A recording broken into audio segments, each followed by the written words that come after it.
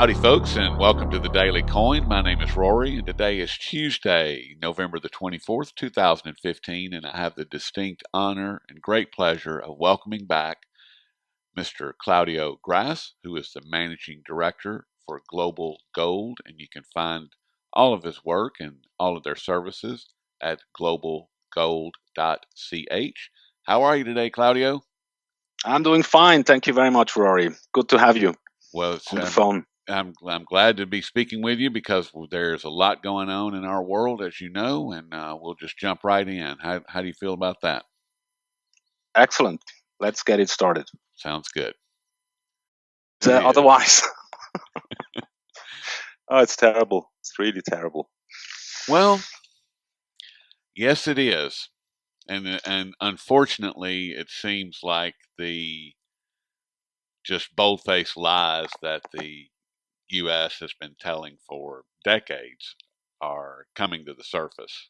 And it really started back. I don't know if you heard or listened to or read the speech that Putin gave at the United Nations General Assembly back at the end of September.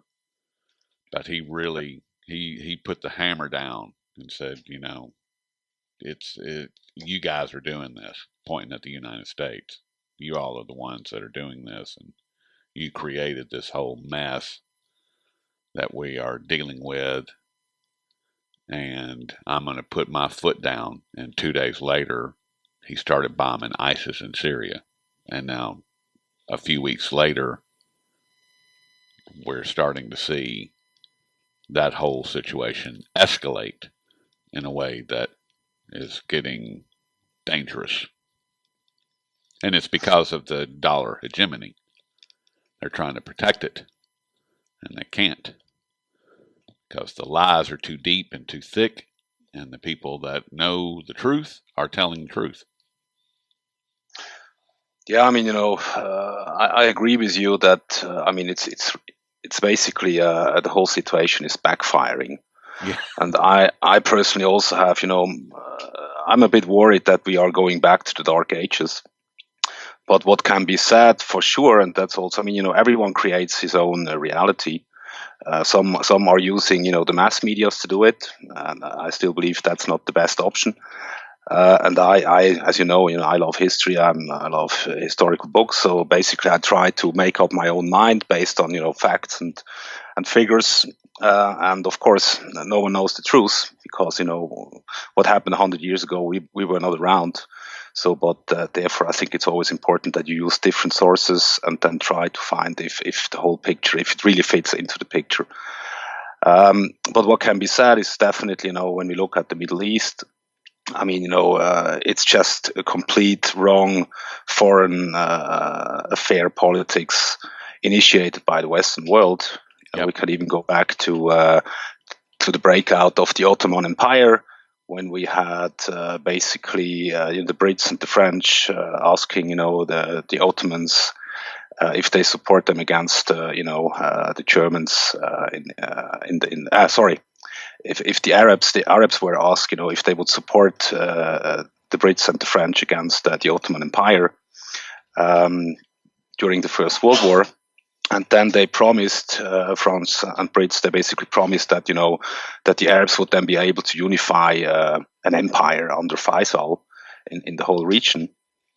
And so the Arabs supported, the Brits and the French during the First World War against the Turks. And then finally, they broke their promise. Because then they came up with this Sykes-Picot agreement, where they basically, the French and the Brits decided, okay, we are going to take, Lebanon. So France, Syria, for example, were part of France, and then the Brits basically took over, Iraq and the Arabian Peninsula and so on.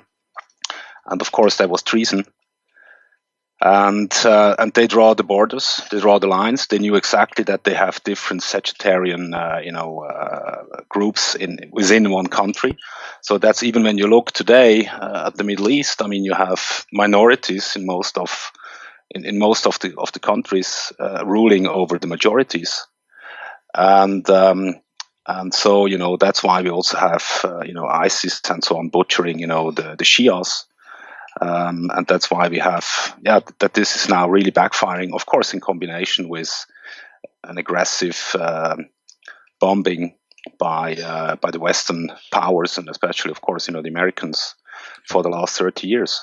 Yep. So I mean, we know that the Mujahideens and the Taliban's were basically financed, by the Americans, by the Pakistani ISIS, and so on, during the fight in Afghanistan against the Russians, and the breakout of Iraq, which has been, really bumped back to the Stone Ages. Yep.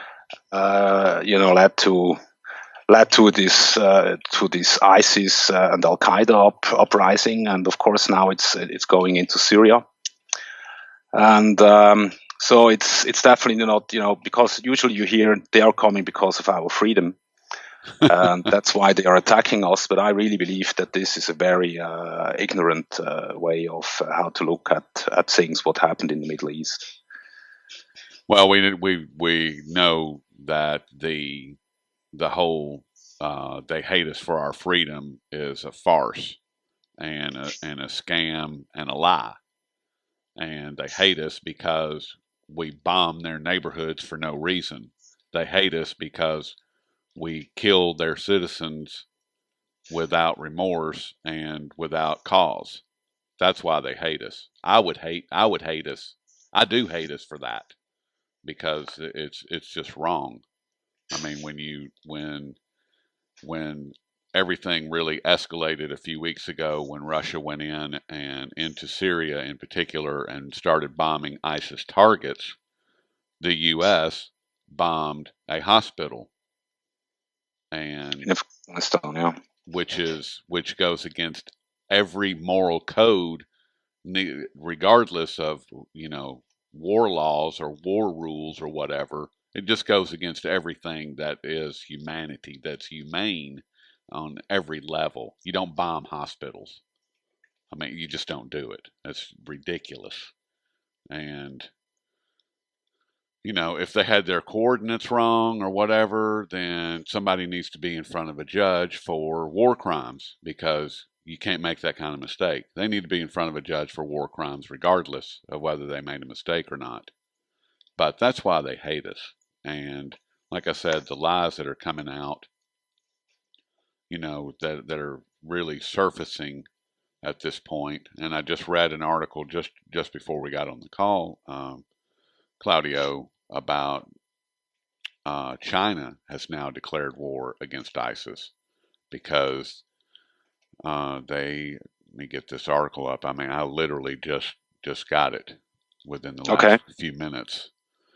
And in just a second. China declares war on ISIS after terrorists claim to have executed Chinese hostage. That's the headline coming out of MSN, and I found this over at jsmindset.com.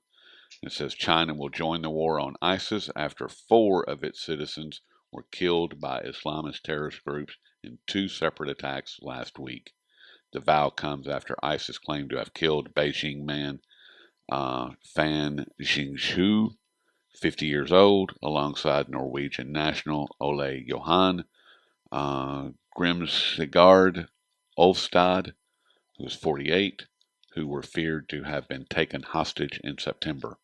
And this comes directly from Chinese President Xi Jinping.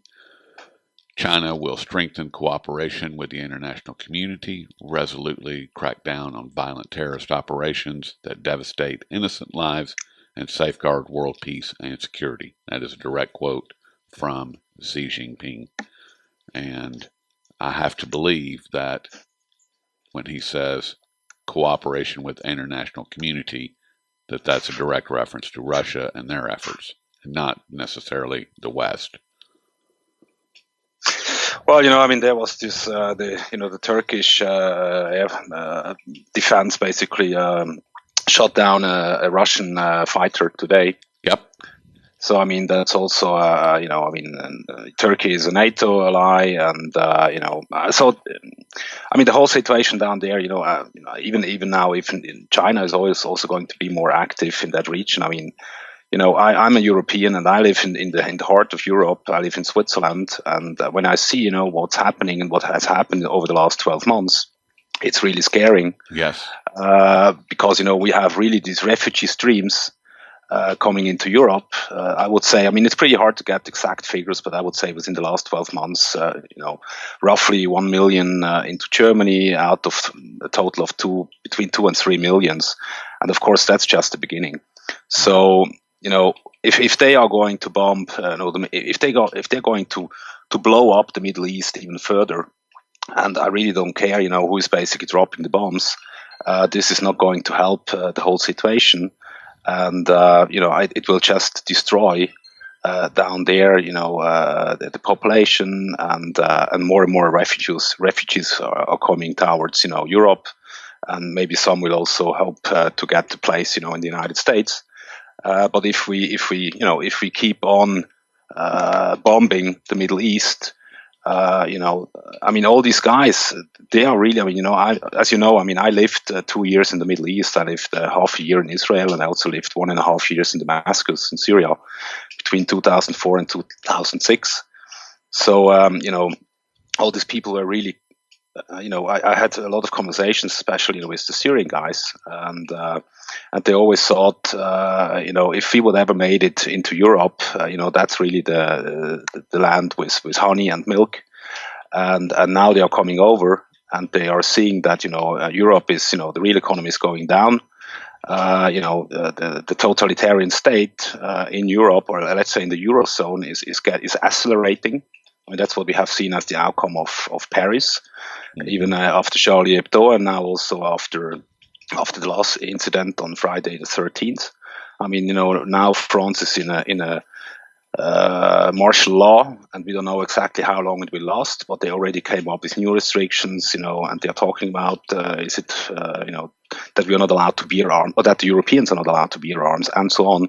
So, the outcome of this crisis is, that we are going to destroy the Middle East, and that these people are going to flee, that they don't have a future in Europe, that they will end up, in refugee camps, because there are so many people coming. It's impossible to find, I believe anyway, immigration is only possible, with private agreement. And definitely not when a government is coming up with whatever kind of policy. And so, I mean, even when we look at the fighters, the ISIS fighters, which are active in the Middle East, we don't know exactly how many are coming from Europe in particular. The figures are between 30 and 70,000 young Muslims which have been radicalized, in the Western world, and now they are going down there, or for the last 12 months they already went down there to fight. And of course, some of these guys are also coming back. So, it will just lead also to a further destabilization of the Eurozone. It will lead to a more totalitarian state. People will start to scream, for security. And so I'm not very positive for the short run when I see what's happening. Well, I think. I'm sorry. Go ahead. Please. I mean, the most important point for me would be, we have to withdraw. The Western world really has to withdraw out of that region. We have to put the troops home, and we should really stop, bombing and destroying, their infrastructure, the way they can live, and even now, I mean, I don't know how this sectarian war is accelerated, because this, the Sunnis or the ISIS, all these Wahhabis and, the Muslim Brother and the Salafists, which are all, a little bit inspired by the same political organized religion theories, that is going to be a big problem, even if he would withdraw. But if we stay on and if we keep on fighting in places where we should not belong to, it's going to accelerate, and it will make the whole thing much worse. Much worse. And what are you saying? I want to kind of shift gears towards your homeland, towards Switzerland. And What are you seeing there as far as the refugees? Is Switzerland, or is the border still open? Are you guys being flooded with refugees? What's happening on the ground right there? Now, Switzerland is, we had also elections 4 weeks ago, 5 weeks ago. And so Switzerland made a shift towards the so-called right. The party, the Popular Party, which is called SVP, which stands in for an independent, sovereign Switzerland, independently, from the European Union. And for more freedom, so this meaning, less state and more federalistic structures, more decentralization. I mean, they have been the clear winners of the election. And so, I mean, when it comes to the people in Switzerland, a lot of course, they also have seen what's happening in Germany and in Austria and, in Eastern Europe and in France. And they just have seen all these refugee streams, thousands of people. It's really a wave which is coming, and they also saw that. So of course they were scared, that we could also be overrun. So the people therefore clearly decided, also to support SVP when it comes to that. At the moment, we have on our borders. I've been to Germany 2 weeks ago, and basically, on the way out of Switzerland, we crossed the border crossing, which is a very small one. Usually we never had, people there. And on Saturday, when I went to Germany, it was unmanned. And when I came back on Sunday, they already had staffed that position. So right now that we have discussions in Switzerland, if there is a need to use our Swiss military to protect the borders. When it comes to refugee streams, we had more refugees, but I think up to now, from January to October, we had roughly, I would say, 15,000 refugees, something like that. That's the official figure. So it's still, it's still okay. We don't have any security issues over here, and because we also had, smaller amounts of people coming into Switzerland. Some of them they found also, places, in Ticino where they have been placed into municipalities, and with the agreement also of certain municipalities, and so they are also integrated and they can do something. They can help the people on the farms and so on. So it's basically okay, but of course, we also have some refugee camps where people are there, and if they don't see, a future. I'm sure that this might then also, and at the same time, when they see, how we handle the whole situation, that the Western world is just bombing, the rest of the Middle East again. Yep. I think it's not very motivating and inspiring in a positive way for them. No, not very motivating at all. And no. I want to stay there with Switzerland, but I want to change gears pretty big. And with Switzerland being the gold refiner of the world, and refining approximately 70% of all gold in the world. I mean, what's the word that you're getting, if any, Claudio, from the Swiss refineries? Is business still very robust? Any word about any dirty, very old bars being re-refined to meet the Chinese standard 2-kilo bar? Are you hearing anything unusual or out of the ordinary, or what's going on? I mean, we are really. I mean, when it comes to gold, we are in the going through the second longest correction in the history of gold. Yes. But at the same time, it was also. I mean, we had one of the longest bull market when it comes to gold. So when we compare this, from 1992 to 2011, basically a bull market, and now a correction since 2011. Basically, the correlation is still fine. And that's what also we have witnessed in the 70s, when prices went up and before they accelerated.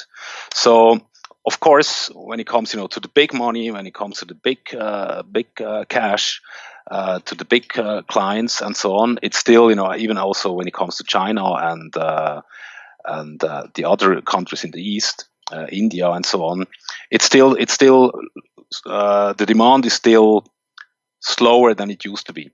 But of course, when we look at China, I mean, they have a lot of problems to handle as well. And so I don't, when it comes to the bull and the bear market, the correction, I think there we are in line. When it comes to the correction steepness. We are close to a 50% decrease versus the top in 1900. So I think that's also I'm not sure, because when we look what's happening in Europe right now, I mean, the ECB, for example, they have a huge funding gap. The banks in Europe have a huge funding gap. So basically, they have only 680 billions cash on hand, but they have liabilities by clients which are, close to 5,400 billion. So, I believe that the ECB has to start accelerating, printing euros to buy stuff out of the banking business to increase the liquidity for a possible bank run. And or let the banks collapse. yeah. I mean, which is what they should do. Absolutely. I mean, this is, it's absolutely insane, and the Western world is bankrupt. But of course, Yes. I mean, it's always people perception, and the people perception is still, very much more linked to this system of collective corruption, and but it's a matter of time. But so I think at the moment, when it comes to gold, of course, and the euro area, we might see Europe is going to accelerate printing money, so it might have an impact of that people are leaving the euro, going into the US dollars, and what that means. Of course, it's possible that in US dollar terms that the gold price might go down. But I think when it comes to the fundamentals, I mean, nothing has changed. We just, since 2008, we basically increase total debt by almost 60 trillion. So I mean, all the stuff is in the financial market. Nothing is going into the real economy. Unemployment is still high. There is no recovery when it comes to the real economy. It's absolutely decoupled. Reality is completely decoupled from these financial markets. And I'm sure people will understand that in the future. One fine day they are going to wake up and hopefully shape their own reality, which has been dominated by really, the wrong sources, so that they see, if you stay on that track, the higher it goes, the higher the debt goes, the deeper the fall, and the bigger the bubble, the deeper the fall will become. Yep. And so, I'm expecting. I mean, I'm still feel comfortable, because our clients, they understand gold is their monetary insurance. We never come out with price predictions, and an ounce of gold is still an ounce. And I think when we see what's happening right now, I mean, it's a matter of time, and then the next wave in the bull market is going to start. So I'm positive when it comes to gold. For the coming few months. I don't know when it will start, of course, but the only the only worrisome, or the only problem I see is that at a certain time everyone wants to buy gold, and then it will be a problem with the physical supply. Mm-hmm. Yep. But what we have witnessing in terms of Germany and also Switzerland, for example, really the people, the small guy on the street, and we can see that also in the States. I mean, they basically they accelerated their purchases. So the small man, which doesn't feel comfortable, they understand that they should need to own, that they have to own some gold coins and silver coins. And when I talk to the big wholesalers in those different markets, and also to the refineries, I mean, that business has grown. But of course, when it comes to the big institutional and also to the central banks, I mean, that business came down a bit. But as I said, I mean, fundamentals, everything is in place. And I mean, yeah, this paper money system, they printing money to finance wars, to bribe politicians, and everyone that basically understands that and is also more for a sound society and sound money. I think sound money is the basis for a sound society. If they put that money at least out of the system, put it into physical gold, they are not supporting the military-industrial complex. Exactly. And those related psychopaths. Right. Which basically are responsible for that big mess. But I mean, it's not a mess, since yesterday. It's really over a long time, time already. Many decades, a great many decades, and that and what you just said, Claudio, as far as for every euro, every Swiss franc, every U.S. dollar, every paper fiat currency that you trade for gold and silver, removes that number of currency denominations out of the military surveillance industrial complex. They can no longer get to it. And as soon as you put it back into the system, then you are in fact funding your own demise.